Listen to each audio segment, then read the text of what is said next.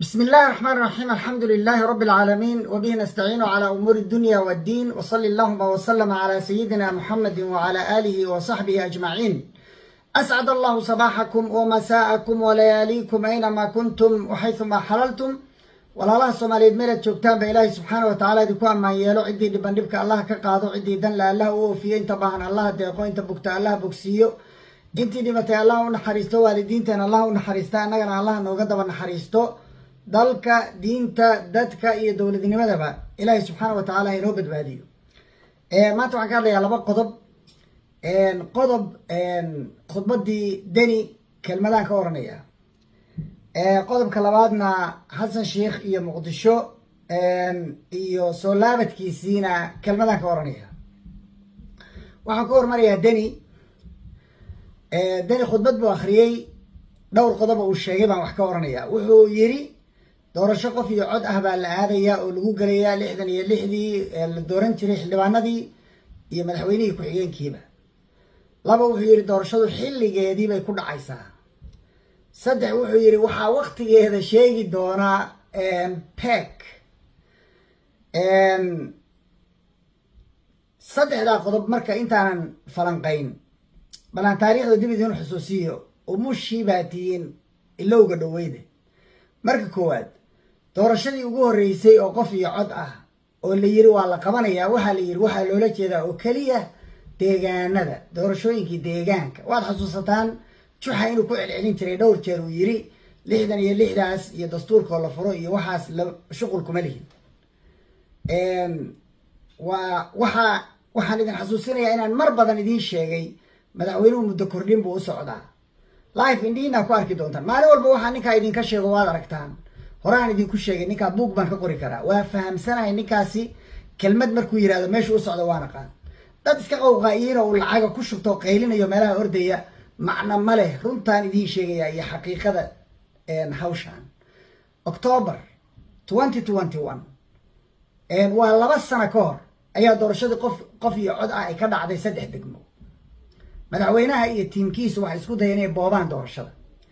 waa loo diiday oo dagaal baa lagula galay. dagaalkaas iyo diidmadaas waxaa ka dhashay taliyihii booliisku in la cuno, guddoomiyihii iyo ku-xigeenkii doorashada guddiga doorashooyinka ku-meelgaarka ah TPEC inay is-casilaan. waxaa ka dhashay in lagaga guulaystay madaxweynihii hal magaalana uu majority ka waayay, aan ahayn oo majority kulliga uu ka helo uu ka waayay. qardho iyo ufayn, labada xisbi ee kale ayaa kaga adkaaday awooddii oo dhan. iyagii baa dhistay markii dambe dhisan doona. markuu ogaaday in lagaga guulaystay ayuu shutdown ka dhigay. markii horeba tijaabay ahayd, 3 degmo in la qabto sharci darray ahayd. doorashadaas oo dhan in la qabtaana sharci darray ahayd. 10 jeer aan idiin sheegay. maxaa yeelay waxaa ka horeysa sohdimayntii baa ka horeysa, tirakoobkii baa ka horeeya, sharcigii muwaadinkaa ka horeeya, idgii iyo diiwaangelintii baa ka horeysa. mid oto ah oo dad inta badan laleeyahay waaba oromo oo 130 kuna baa soomaali loo diiwaan geliyey iyo reer puntland inay doorashada ku galaan. yeelkadeeda ee doorashadii dhacday halkaa ka dhacday markii lagaga guulaystay oodafuu ku jabiyey, albaabkuna ka xirtay, waana ka dhaqaaqay. xamar buu aaday. 7 bilood bay qaadatay maalintii doorashadaasi dhacday iyo doorashadii muqdisho intii u dhexaysay. 7 bilood hal tallaabo ama qaadin. waxaa dhacday doorashadii May, waa laga guulaystay. bil buu wuxuu xaawilayay inuu ra'iisul wasaare qaato, waa waayay. kadib wareeg buu aaday, dibaduhu u baxay. September 3 2022 waa exactly 1 year oo maalmo dhiman ayuu madaxweynuhu ayl tegay oo baashii boorka ka jafay oo yiri waxaan fariisinayaa deegaamadii. ayl maalinta uu dhex fadhiyo boobayo guddoomiye ku-xigeenka oo uu leeyahay 5 qof intay gacanta taagtay, uu leeyahay maya waxaa qortaa 15, dhaban cadna uu leeyahay 15 oo saa lagu diiwaan gelinaya live iyadoo laga duubayo, ceeb aan laga xishoonayn. waxay ahayd September 2022, waa sanad kadib. maxaa ka dambeeyay haddana? September ilaa May waxay ku qaadatay degmooyinkii kale marka laga reebo 3dii la diiday iyo degmooyinkii uu gaari waayey oo ahaa Sool iyo Sanaag iyo Cayn. marka laga reebo intii kale inuu doorasho camcanaysa ka qabto. dadka codeeye waan idiin sheegnay 130 ku wey haaf caruur baa ku jirta 12 jiraa ku jira aniga qaar halkaan ila jooga nin halkaan ila degan gobolkaan ila degan baa haysta ay dhigi codaynta mawjeeda yani wax beena oo la iska samaystay oo yaala jeebabka ku sitaan 100 xabo ayuu doorasho ku galay doorashadii iyada ahaydna wuxuu arkay in laga adkaaday wadnihii baa go'ay suu yeelu garan waayay iyadiina albaabku u xiray muddo baa u dhaxaysa hadda iyo doorashadii hadda aynu soo dhaafnay May 25 bay dhacday doorashadii haddana waxaynu joognaa October bartankeedii 5 bilood waxaa ma u qaban haddii uu diyaar u yahay inuu wax qabto 2 bilood waddanka kama maqnaadeen iyadoo doorasho sugayso waxaan la yaabay ninkaasi step by step buu wuxuu u maray nabsiga ma taqaani wax la yiraahdo step by step buu wuxuu ula kulmayaa wixii uu ku sameeyay farmaajo doorasho xaq ah oo tii qaran ah oo muddo fiican la rabay in la qaato isagaa ka hor istaagay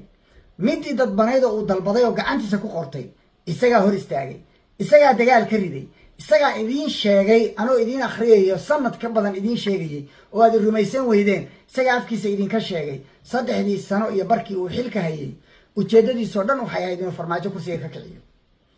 intii buu maraya ka soo bax villada ninkii raba inuu ogaado waaqacaadkan isdaba socda iyo wixii ninkaasi uu geystay oo isaga dib ugu soo laabtay ha dhageysto khudbadii anshax xumada ahayd ee aan u bixiyay Cantara Baqash ee uu hal saac iska hadlayay without filter saa isaga sii daayay ha dhageysto waxaa ku xigta maalintii doorashadaasi dhacday ilaa doorashada soo socota oo ah January 8 wuxuu haystay May marka laga bilaabo wixii hore dhan iska dhaaf 7 bilood buu haystay wuxuu diiwaan gelin karay reer Puntland oo dhan haddii uu daacad ka yahay oo ay runtiis tahay aniga wasiir ka mid ah wasiiradiisa oo aan kala dooday doorashada wuxuu igu yiri waa hadda usbuucii hore wuxuu igu yiri waxaanu qabanaynaa doorasho qof iyo cod ah xilligeedii baan qabanaynaa January 8 inta ka horeysana diiwaan gelintii baan furaynaa wax diiwaan gelin oo furaya lama arko mana u socdo shaqulna kuma leh danna kama leh waxaan marka rabaa 3 kelmadood oo aan iri intaas markaan idin soo xasuusiyay waxa u dheer dani dagaalkii lixaad buu hadda rabaa inuu qalqaaliyo oo ka rido Puntland waxaana la ii sheegay inay ka go'an tahay inuu ku dagaalamo haddii laga diido saad ogtihiinna dowladnimada iyo doorashadu waa heshiis bulshadu gebi ahaanba waxay heshiis ku ahayd 66 qof oo odayaashu soo xulaan that is democracy dadku waxay heshiis ku yihiin baa democracy la yiraahdo hal qof kuma dhiman weligeed tan hadda waxay maraysaa intaasoo qof oo ku dhimatay inta ku dhiman doonta dad badan oo hadda taageersan baan ka baqayaa inay ka mid noqdaan kuwa ku dhiman doona dagaalka uu soo wado waa kii lixaad 5 horoo dagaal buu galay hantidii ummadda oo dhan waa qaatay mushahar ma bixiyo fakhri baa dadku beerka dhulka ku haya deni yimiyo dab lama shidan ma aha anigu ninka yiri deni dabla roor baan anigu bixiyay waagaan deni dabla roor ku magacaabay 2019 bay ahayd dagaalba ma dhicin 5 baa ka dambeysay dagaal ma arkaysaa waxaan marka u soo laabanayaa 3 qodob laba waa iska soo horjeedaan doorashaan qabanayaa xilligeedaana ku qabanayaa waa January 8 in madaxweyne sidii isaga nabadgelyada ahayd oo xilka loogu wareejiyay oo maamuuska lahayd oo sharafta iyo qiimaha lahayd inuu u wareejiyo January 8 oo qofka ka guuleysto ku wareejiyo ama isagu dib u guuleysto isagu isku wareejiyo labadaas looga fadhiyaa laakiin January 8 markuu yiri buu wuxuu daba dhigay PEC ayaa jadwalka soo qoraysa PEC baa waxay go'aamin doontaa xilliga doorashada dhacayso labadaas waa isdiido wax ma fahamtaan waxna ma garataan ilowgiinuna aad buu u dhow yahay umusha waaba ka liidataan horta taa qabsada wuxuu rabaa muddo kororsi war imisaan idin lahaa taas waa qodobka labaad labadaas waa iska hor yimaadeen kan saddexaad waxa weeye wuxuu yiri qof iyo cod baa lagu dooranayaa cid kasta oo 130 kun baa Puntland oo dhamataraysa ma waxa furaysaa diiwaangelintii ma banaanka laga marinayaa oo farahaad kala baxaysaa guddiga doorashooyinka mise jeebkay kuugu jirayaan oo adaa maamulanayo iska wadanaya ururadii baa la kala boobaya maxkamadii baa qaar ku soo rogtay inay gardarro u fariisteen oo ay uga mid yihiin oo ka saar shaqo joojin ku samaysay markaasay weliba codayntii iyo hawlihii iyo qeyb ka galeen sharciga aad jeebka ku sidatid miyaa rabtaa in lagugula tartamo ma dagaal baa rabtaa oo xabad baa diyaar u tahay sida la sheegayo xabad buu diyaar u yahay laakiin waxaan rabaa inaan dib u celiyo dhowr kalmadood aan ka iraahdo horta gambool wixii ka dhacay baa tusaale u ah doorashada deni rabo ardaydii yaryarka ahaa ee iskuul gambool dhiganayay ee doorashada intay galeen xabadda iskala daalay ee labada qof ku dhimatay horta tusaalaha idiin noqoto doorashada uu deni rabo xabad baa laysla dhacayaa dad nool baa dhammaanaya waxaasina mas-uuliyad maaha waa khayru mas-uulnimo waa ninaan haba yaraatee dadkaa ka naxayn oo aan arxan lahayn oo aan u turayn oo aan danka lahayn ka guray oo ka maalaysay oo waa taajiray intaa inuu kaga haray ahay ma yeelayo qof doqoni hadduu ku legdoodo waxay nacaska iyo haweenkay dhahaan ninkay legdoodaan kama kacaan anigu ma jecli qaybta haweenka laakiin nacas hadduu ku legdo waxda luusa kaga kacayn beerku waa kaga haya dagaal waxaan ahayn ma ogola waxaan magaranaysaa aada ula yaabaa oo runtii mucjizo ah ninkaasi intii uu ku sameeyey ninkii farmaajo la oran jiray yaa ku socota hadalkii uu yiri baa isagana lagu leeyahay ka soo bax villada waxaa lagu leeyahay kelmadii uu yiri ahayd kursigaan ka kicinayaa kursigaa lagaa kicinaya waxaa lagu leeyahay intii baa lagu leeyahay wax ka badan looga badin mayo loogana yarayn mayo waad soconaysaa lagama yaabo laba arrimood ninkaan dani aqoon iga baro lagama yaabo inuu xil wareejin sameeyo arrintaa ku tashan dani baadan aqoon taariikhdiisaadan war ka hayn weligii xil ma wareejin weydii dowladdii federaalka ahayd oo uu ka tirsanaa oo xilligii xasan sheekh wasiirka ka ahaa wasiirnimadii yaa wareejiyey goortii xilka laga qaaday weydiiya waa diiday inuu xilka wareejiyo wasiir ku-xigeenkiisii baa xilka wareejiyey maleh maba yaqaan tawfiiq waxay ii sheegeen 3 sannadood 4 sannadood inay uu ka diiday inuu la xisaabtamo lacagtoodii inay la tegay hantida ummadda xalaal iyo xaaraan waa isugu mid mana haba ka yaabin intuu ballan kula galo inuu kaaga soo baxo kelmadda iigu dambayso isla dani ku saabsan waxaan arkayaa niman qaylqaylinaya oo inta badan tiimkiisii ah xasan shiraad gaal iyo maxamed faroole waa nimankii uu dadka ku baaba'shay waa nimankii ayl u boobay waa nimankii qardho iyo ufayn laga hor joogay waa nimankii dadka lahaa suubaan idinla dhacaynaa haddaad siciid dani ka hor timaadaan waa iyagii adeer haysukaaya kala qaybinina intiinii tiimkaas ahayd tiim aaranjan oo dani madax u yahay doorasho aad halkaa ka qaadaysaan ma jirto dadkuna diyaaruma aha inuu extension siiyo dani iyo inuu dadkiisii kooxdiisii extension waa isku mid haddii xasan shire iyo hadda la doorto maxamed faroole iyo dadkaa ordayo tiimkiisii ah la doorto waa extension timekii dani oo la dheereeyey wey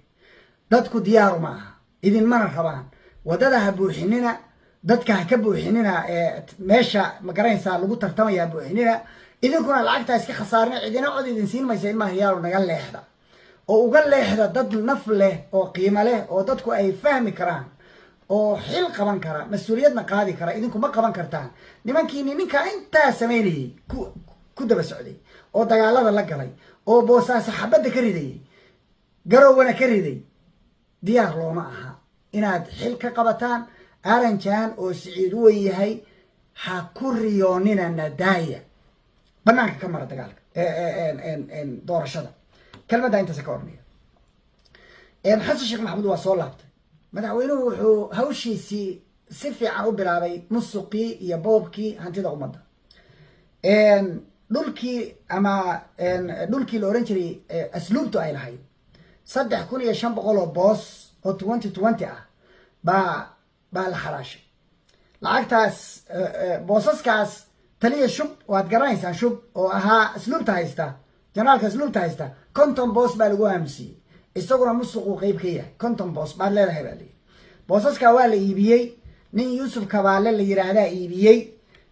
madaxweynuhu kaashkiisii waa qaatay lacag 7.5 milyan ah baa la sheegayey madaxweynaha gacantiisa inay gashay oo tirsaday oo la tegay madaxweynuhu wuxuu kaloo saxiixay noola oostadii dhulka bangaala la yiraahdo oo isaguna 3,500 oo boos ah waxaana hadda suuq geeyey oo suuqa kula jira senator dhagdheer iyo xildhibaan dhegi waxaa la ii sheegay inuu jacfar caraysan yahay buuqna kiciyey dhulkiibaa saa loo bogaya xasan shidaa haysata hadda ka hor waxaa la yidhi beenlow haddaad tahay beenlow xusuus badan baa la noqdaa askartii turkiga joogtay isagoo la hadlaya iyadoon cidina weydiin ayay madaxweynuhu iska soo jaray hal dhul ah baan xamar ku leeyahay hal dhul ah waddanka kuma lihin hal guriya ma lihin iskiin baana been baa laiga sheegaya hadda wuxuu sheegay inuu hal dhul ku leeyahay jabuuti waa kadib markaan anigu qarxiyey bil iyo 2 bilood meelaha ka hor markaan sheegay jabuuti inuu mool ka dhisanayo mool waxaan ku dhista waala ahay lacagaan ku dhista waala ahay halkaa 7 milyan buu ka qaatay tan waxaa iyadana laga qaadanayaa lacag aad u badan oo ka badan taas baa laga qaadanayaa meesha la yiraahdo Bangala madaxweynuhu dhulkii ay dawladdu lahayd gaar ahaan ciidamada ninkan odaga ah oo uu keensaday waan idin xasuusinayaa hadalkan idinka iri waa nin corrupted ah waa nin ku eedaysan xataa shabaab inuu lacag ka qaatay waa nin ganacsada oo milyaneera sababta loo keensaday waxay tahay in uu dhulka dawladda yiraahdo waa ka maaranaa arrintaas odawaa laga waayay ayaa isaga laga helay oo uu diyaar u yahay waan idin sheegay waxa xasuusta inaan yiri dhulka ciidamada oo dhan waa xaraash kulligood xaraash weey kulli waa xaraash hadda kor waxaan idin sheegay 14 dhul oo ood weyn ay ka mid tahay ma arkaysa iyadiina waa ku jirtaa buuqay ku jirtaa waa la kicinayaa shiir kala ka mid ah waxaasoo dhan baa ka mid ah yacni dadkan loo sheekaynayo waxa loo sheegayo ah musuqu baan la dirirayaa adigoo musuqu kaana bilowdo kuguna dhammaado xasan magaalada muqdisho isaga leh wuxuu la jahri karaa inuu ku yiraahdo anigu meelna ma lihi 4 dabaq guri maraya baa wuxuu ka dhismayaa madaxtooyada albaabkeeda wiil uu dhalay baa ku qoran wiil uu dhalay baa lacag haysta xasan sheekh yaa siiyey lacagta ayaga keen iyo u shaqeeyaa ganacsigee leeyahay yacni waxyaabaha dadka lagala xishoodo oo uu madaxweynuhu la soo jaarayo wax la yaab leh caalamkoo dhan baa u yaqaan gaalo iyo muslimba waxaa loo yaqaan inuu yahay musuq waxaan tusaale yar idin siinaya oo la yaab leh hadda kahor waxaan idiin sheegay Kofi iyo Abdul sababta uu madaxweynuhu u cayrsanayo loo jaaj garaynayo le maxkamada la saaro musuq way galeen waxay ahayd contract xaaskiisu lahayd oo ah fiisaha dadka dibadda ka yimaado baasaboorada ajnabiga wato Soomaalida ah $60 laga qaado inay qaataan qayb ka mid ah oo markii uu isagu joogay madaxweynaha ahaa waagii hore teramkii hore uu u saxiixay xaaskiisa waxaa timi dawladdii cusbayd $60 ba iyaga qaadanayay wixii ka soo harana dad baa musuq ku qaadanayay waatii digitalization la sameeyay oo canshuurihii la geliyey magaranaysa computerka la geliyey waa la qabsaday waa lagu qabsaday lacag baa loo reebay marka ah $18 dawladduna $42 bay qaadatay rasiidkaas hadda idiin muuqda sida aad ka arkaysaan waa rasiid qof hadda ka degay muqdisho oo lacag laga qaaday qofkaas wuxuu ii sheegay lacag $60 in laga qaaday kadibna $18 rasiid ay ku qorantahay la siiyey macnaheedu maxay tahay xataa intii farmaajo u ogolaa inay qaataan oo waagii farmaajo iyo dawladdiisu joogeen ay ku qabsadeen Kofi iyo Abdul iyo ay ka xoogeen islaanta oo ay wax yar siin jireen inta kale ay ka xoogi jireen oo hadda wuxuu cayrsanayaa sababtu tahay حتى عكس جديبو إسقي بقى مركب فرتن إلى لبدي كلا قاتي سيدي توان بقى دولة اللوجو قرر رسيدك يدنا ميري هذا السلامية حسن بقى مركب نص قلت دريرية عن مقله أنا جو وحيا بدن عن قرينة يكوا كلا سبعة تيران صوّده أو إربورك يدكده لبدا بقى وعن هذا سو شيء جدا وحسن يمسك قيسة حسن وهالك مريا إن دولة نمو هرمر شباب بان لدرية وحا كشيكيو وحا صحما كوربشن وحا كان لي تامتران دالكاس وحالكا وجوغا شبابنا ودخ فديا وكوربشن هدي كوربشن لغا تخلصو شبابك waa tagayaan sababta askariga shabaab u shaqeynaya oo khaainka oo corruptedka waa la qaban lahaa waxay waayilaahay meel lacag shubaan waxaan oo sheegay khasnadii in laga wada xiray akoonadii laga xiray telefoonnadoodii la kansalay mardama aysan lacag gaarayn gacantooda daily bay ka qaadaan muqdisho dadka canshuur waxay maraysaa muqdisho in nabadgelyadeedii lagu kala cararay gaajo iyo faqrina recession runa lagu jira markay ganacsatada la carareen waxoodii maxaa yeelay musuq cidina ma rabto qofka haduusan amni ku haysan inuu ka ganacsado meesha oo baqayo madaxweynihii iyo ehelkiisii uu ka baqayo waa la cararaya. ganacsatadii xoolahoodii waa kala tageen muqdisho halkaasay joogtay,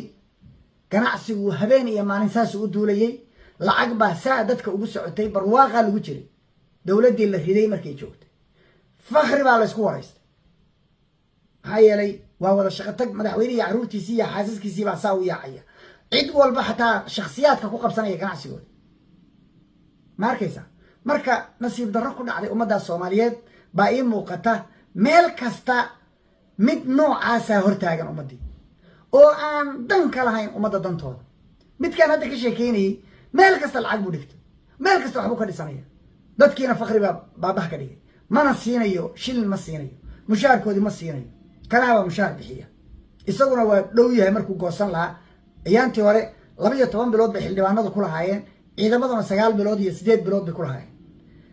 waa soo dhow markay doorashada soo dhowdaay uu xiranaya isaguna khasnadaha, hadduuba hadeer inta la gaaraya sii wadi karo oo sii wado. intaasaan oranaya. wabillahi tawfiiq. asalaamu calaykum waraxmat ullahi wabarakaatu.